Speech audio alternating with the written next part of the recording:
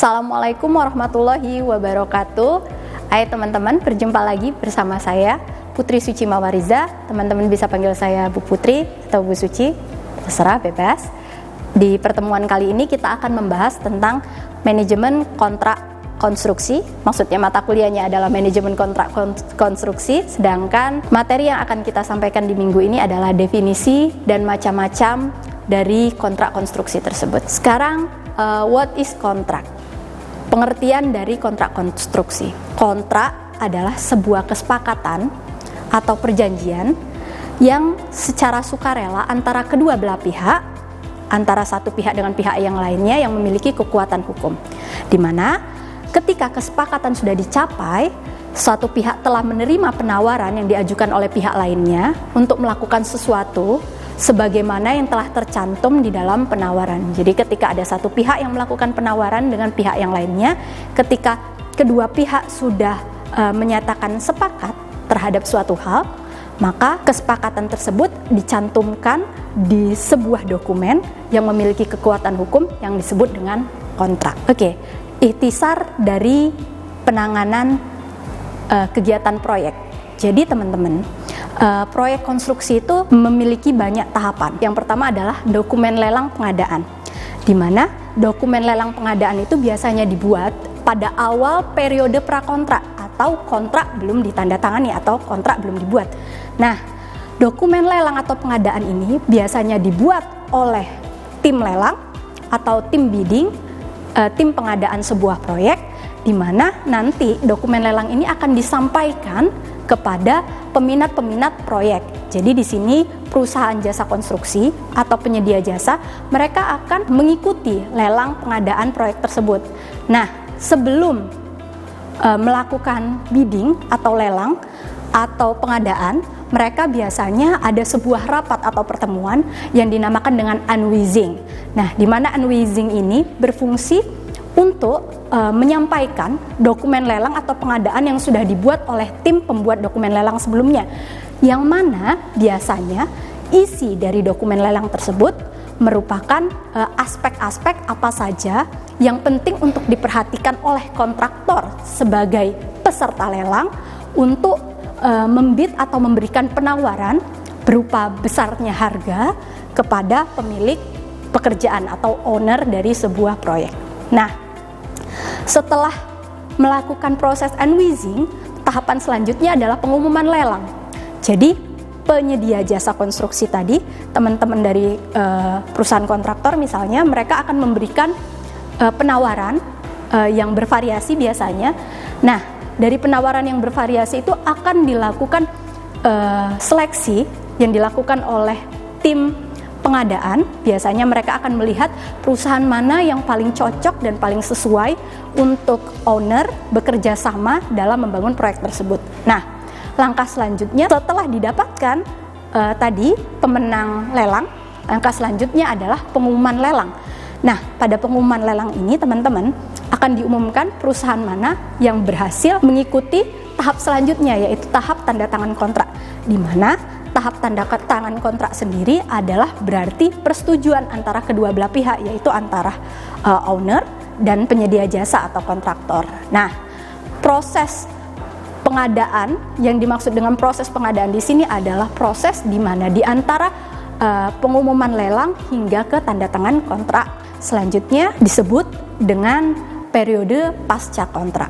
Nah, di periode pasca kontrak ini, periode pertama adalah periode persiapan pelaksanaan. Nah, di sini biasanya akan ada serah terima lapangan dari tim pemilik proyek yang kita sebut dengan owner, akan melakukan serah terima lapangan dengan kontraktor. Nah, di sini periode persiapan pelaksanaan biasanya kontraktor akan melakukan semacam persiapan sebelum melakukan konstruksi. Jadi sebelum melakukan eksekusi proyek tersebut ada periode yang dinamakan periode persiapan pelaksanaan. Periode selanjutnya setelah persiapan pelaksanaan adalah periode konstruksi, di mana dimulainya sebuah pembangunan dari proyek konstruksi yang sudah disepakati berdasarkan dari kontrak yang sudah ditandatangani bersama. Nah, periode pasca persiapan pelaksanaan hingga periode konstruksi ini disebut dengan pengendalian pelaksanaan. Jadi dari periode persiapan pelaksanaan hingga periode konstruksi ini perlu adanya pengendalian pelaksanaan, di mana pelaksanaan konstruksi harus dikendalikan sehingga sesuai dengan biaya, waktu, dan mutu yang sudah disepakati di kontrak. Oke. Selanjutnya, ketika sudah terjadinya periode konstruksi, di tahap akhirnya proyek selesai dan ada tahapan yang disebut dengan serah terima sementara pekerjaan. Nah, serah terima pekerjaan sementara ini disebut juga dengan PHO atau biasanya kita mengatakannya bahwa ini sudah selesai tapi masih ada tahapan selanjutnya, yaitu tahapan yang disebut periode pemeliharaan atau maintenance. Nah, di periode maintenance ini biasanya juga masuk ke dalam kontrak konstruksi. Di kontrak konstruksi biasanya juga tertera berapa lama periode pemeliharaan yang disepakati antara si pemilik proyek dan kontraktor pelaksana. Nah, serah terima akhir dari pekerjaan FHO biasanya dilakukan ketika masa pemeliharaan atau maintenance sudah selesai dilaksanakan. Nah, dari dokumen pengadaan dan dokumen kontrak, di sini berarti tadi kita mengetahui bahwa sebelum adanya dokumen kontrak, maka harus ada dulu yang dinamakan dengan dokumen pengadaan, di mana dokumen pengadaan atau dokumen pelelangan atau bidder dokumen itu adalah dokumen yang mengatur tentang tata cara pengadaan.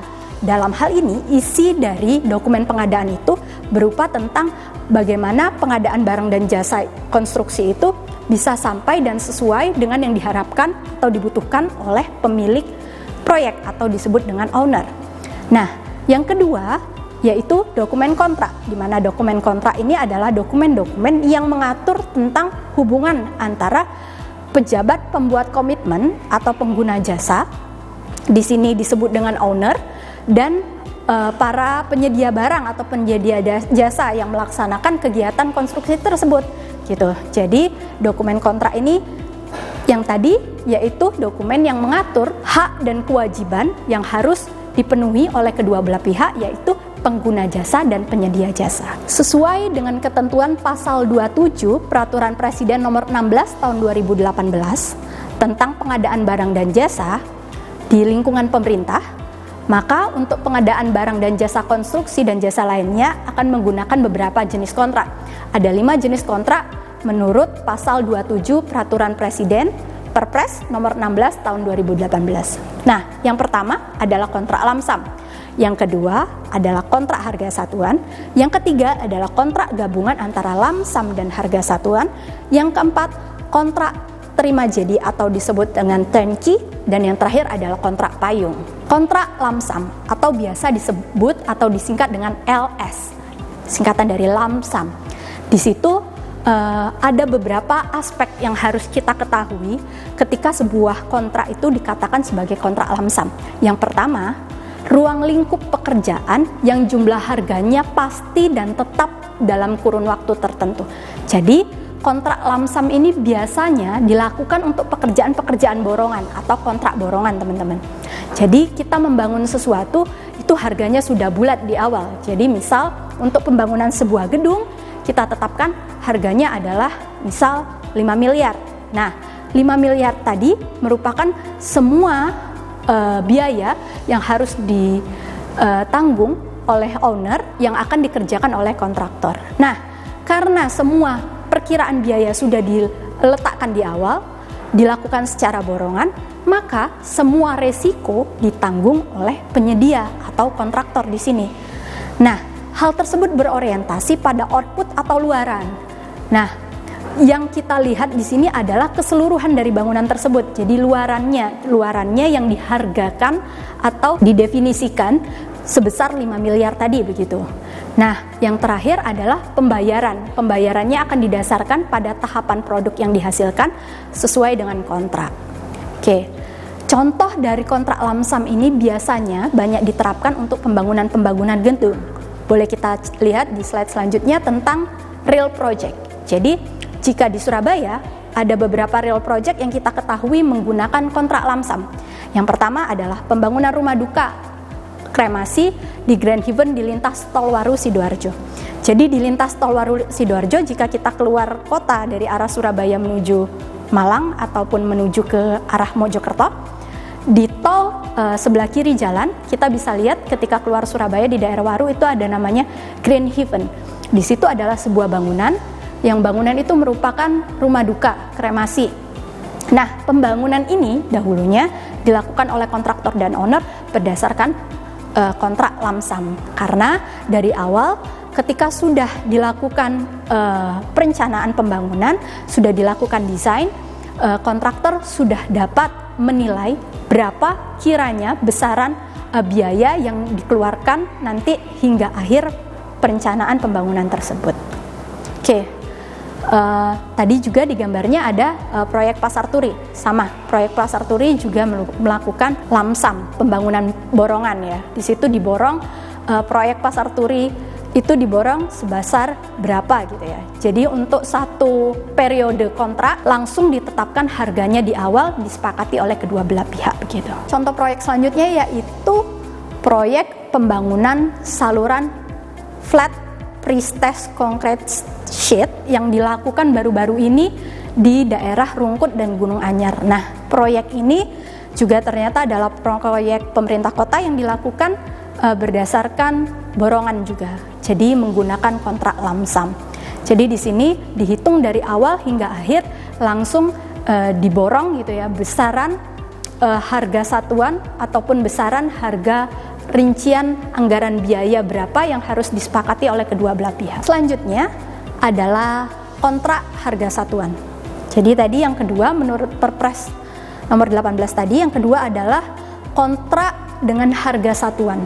Kontrak harga satuan ini maksudnya adalah kontrak dengan harga satuan yang tetap. Jadi untuk satuan atau sebuah unsur pekerjaan harganya akan tetap. Contohnya untuk sebuah pekerjaan ya. Jadi untuk pembangunan sebuah gedung misalnya, untuk memasang keramik atau lantai, maka pekerjaan itu harganya tetap. Jadi satuan pekerjaan pemasangan keramik misalnya adalah Rp30.000 per meter persegi gitu. Jadi yang diikat adalah harga satuannya yang tetap. Nah, dengan spesifikasi teknis tertentu atau seluruh penyelesaian pekerjaan dalam waktu tertentu. Jadi biasanya spesifikasi teknisnya sudah ditentukan di awal, tetapi yang diikat di sini adalah harga satuan atau per unsur pekerjaan yang akan dikerjakan. Yang kedua adalah tentang volume atau satuan pekerjaan yang masih bersifat perkiraan. Nah, biasanya untuk kontrak harga satuan digunakan ketika kita belum tahu pasti berapa besar volume dari pekerjaan konstruksi yang akan dikerjakan. Misal belum tahu pasti berapa lantai yang harus dikerjakan. Misal dalam pembangunan sebuah hotel begitu, kita di awal direncanakan 4 lantai misal gitu. Nah, ketika nanti beriring dengan jalannya waktu gitu, owner memiliki keinginan lain yang masih belum pasti akan 4 lantai tadi, mungkin bisa jadi 3 lantai ataupun bisa jadi 5 lantai. Nah, biasanya pada pembangunan yang seperti tadi, yang volume satuan pekerjaannya belum pasti, yang diikat adalah harga satuan pekerjaannya. Pada kontrak harga satuan ini, pembayaran hasil pengukuran bersama atau realisasi volume pekerjaan yang akan dikerjakan. Jadi kedua belah pihak melakukan pengukuran bersama atas realisasi volume yang sudah dikerjakan. Jadi nanti pada akhir pekerjaan akan dihitung berapa banyak volume benda terpasang. Itu yang akan dihargakan atau akan dibayarkan kepada pihak kontraktor. Biasanya juga pada kontrak ini nilai akhir kontrak akan ditetapkan ketika seluruh pekerjaan sudah diselesaikan. Jadi kontraknya bukan di awal seperti lamsam tadi diborong berapa besarnya, tapi di sini adalah ketika di akhir kontrak diselesaikan baru bisa dikerjakan berapa nilai akhir kontrak tersebut gitu.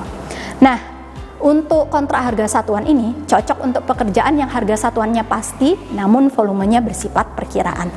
Nah, contohnya kontrak harga satuan biasanya digunakan untuk beberapa pekerjaan pemancangan ataupun pemasangan yang digunakan seperti pemasangan keramik, yaitu pemasangan yang belum pasti ya. Jadi kalau seperti keramik jumlahnya belum bisa ditentukan volumenya, kita gunakan kontrak harga satuan, ataupun pekerjaan pemancangan, dan mungkin biasanya adalah pekerjaan-pekerjaan yang berhubungan dengan resiko yang tinggi atau ketidakpastian. Contohnya pekerjaan konstruksi yang biasanya dikerjakan di laut. Oke, beberapa real project-nya adalah sebagai berikut. Nah, real project-nya yang pertama adalah pemancangan di laut. Mungkin di sini contoh project-nya adalah project pelabuhan Teluk Lamong. Jadi di project pelabuhan ini kontraktor dan owner bersepakat untuk menggunakan kontrak harga satuan. Mengapa teman-teman? Karena pekerjaan di laut memiliki resiko yang tinggi. Contohnya, pasang surut air laut yang tidak dapat diperkirakan, terus juga kondisi angin, kondisi cuaca di sekitar yang dengan mudah dapat berubah. Biasanya kita belum mengetahui berapa pastinya pancang pada laut itu akan tertanam dengan sempurna begitu. Nah, ketika pemancangan di laut ini karena besar resikonya dan volumenya tidak pasti, maka digunakan kontrak harga satuan. Selanjutnya adalah juga pembangunan Anjung Lepas Pantai Petro Training Asia. Nah, di sini mereka membangun offshore ya, Anjung Lepas Pantai. Di situ karena sama pekerjaan di tengah laut tidak pasti, banyak membutuhkan ketidakpastian di sana. Belum tahu pasti berapa volume tiang pancang, berapa volume material yang harus dihabiskan di sana. Maka pembangunan Anjung Lepas Pantai ini juga menggunakan kontrak harga satuan. Oke. Yang ketiga adalah gabungan antara lamsam dan harga satuan. Jadi kadangkala teman-teman, kontrak gabungan dapat dilakukan dalam sebuah kontrak konstruksi. Jadi misalnya begini, ada sebuah perusahaan yang ingin membangun sebuah hotel gitu ya, atau sebuah apartemen. Nah, ketika mereka melakukan pembangunannya biasanya kalau gabungan antara lamsam dan harga satuan ada sesuatu faktor yang masih belum pasti. Contohnya mereka berada di tanah yang tanahnya tidak stabil, tanahnya masih membutuhkan perbaikan tanah gitu. Nah, di sini maka kontrak gabungan antara lamsam dan harga satuan dibutuhkan, di mana kontrak lamsam atau kontrak borongan akan digunakan untuk kontrak pembangunan gedungnya. Misal itu adalah gedung hotel ya, maka pembangunan gedung hotel tersebut. Tetapi untuk sebagian pekerjaan lainnya yang belum pasti digunakan kontrak harga satuan. Contohnya pembangunan pondasinya karena tanahnya yang masih belum stabil, harus adanya perbaikan tanah dan lain sebagainya. Real project-nya misalnya Tol Bali Mandra. Jadi di Tol Bali ini mungkin yang di bawah itu teman-teman kita ketahui struktur bawah jembatan menggunakan kontrak harga satuan, sedangkan struktur atas karena sudah pasti jumlah volumenya, panjang tolnya sudah dapat diperkirakan, maka untuk struktur atas jembatan digunakan kontrak lamsam. Berbeda dengan struktur bawahnya tadi yang menggunakan kontrak harga satuan. Sama seperti pembangunan jembatan Suramadu. Jadi jembatan Suramadu yang menghubungkan antara Surabaya dan Madura, Pulau Jawa dan Pulau Madura, itu sama. Proses kontraknya gabungan antara lamsam dan harga satuan, di mana yang bawah, bangunan bawah, yaitu bangunan antara pondasi ke bawah dan antara pelkap ke bawah, struktur-struktur tersebut pembangunannya akan menggunakan kontrak harga satuan, yaitu yang bawah menggunakan harga satuan, di mana akan dihitung berdasarkan satuan pekerjaannya, sedangkan bagian atas, pembangunan bagian atas, yaitu jalan, perkerasan jalan, dan lain sebagainya, mulai dari erection girder dan perkerasan jalan lainnya, karena sudah dapat ditentukan berapa besar volume yang kita perkirakan untuk panjang jembatan tersebut, sudah bisa ditentukan berapa pastinya kira-kira harga yang akan dikeluarkan. Nah, di situ menggunakan kontrak lamsam atau borongan. Oke, ini juga ada di pembangunan salah satu proyek pembangunan gedung, yaitu gedung bulu tangkis dan powerhouse di proyek Hambalang yang sampai sekarang masih belum selesai. Nah, ini lahan proyek pusat pendidikan dan pelatihan sarana olahraga nasional Hambalang, Bogor, Jawa Barat. Nah, di sini di proyek Hambalang ini sama, karena struktur tanahnya yang masih belum stabil, struktur tanahnya tidak menentu, maka pondasi ke bawah digunakan kontrak untuk harga satuan, sedangkan untuk bangunan atasnya, bangunan gedungnya sendiri, gedung bulu tangkis dan powerhouse-nya tadi menggunakan kontrak lump sum atau borongan. Contoh proyek selanjutnya bisa dilihat di sini, yaitu proyek tol Trans Sumatera ruas Palembang-Lampung. Jadi di ruas Palembang-Lampung ini teman-teman, tanah dasar subgrade-nya itu didominasi oleh tanah gambut. Nah, di sini untuk pembangunan tanah gambut sendiri kita memerlukan metode khusus untuk perbaikan tanahnya. Ada banyak metode yang dilakukan. Contohnya ada yang membuat tiang pancang sebagai perkerasan tanah, dan ada berbagai aspek lainnya yang harus diperhatikan. Bisa juga menggunakan beberapa metode seperti geotextile atau metode perbaikan tanah lainnya. Nah, di sini di tol Trans Sumatera ruas Palembang-Lampung ini, metode perbaikan tanahnya salah satu yang digunakan adalah geotextile. Jadi untuk pekerjaan bawah, pekerjaan perbaikan tanahnya sendiri tetap menggunakan kontrak harga satuan karena pekerjaannya belum pasti, sedangkan untuk bangunan atasnya, yaitu perkerasannya, aspal, beton dan lain-lainnya, itu menggunakan kontrak lump sum atau kontrak borongan. Oke, terima kasih atas partisipasi teman-teman mahasiswa pada materi kali ini. Sampai berjumpa di materi selanjutnya. Jika ada pertanyaan ataupun hal-hal yang perlu ditanyakan atau hal-hal yang kurang jelas, bisa hubungi saya melalui kontak email di bawah ini. Oke, assalamualaikum warahmatullahi wabarakatuh.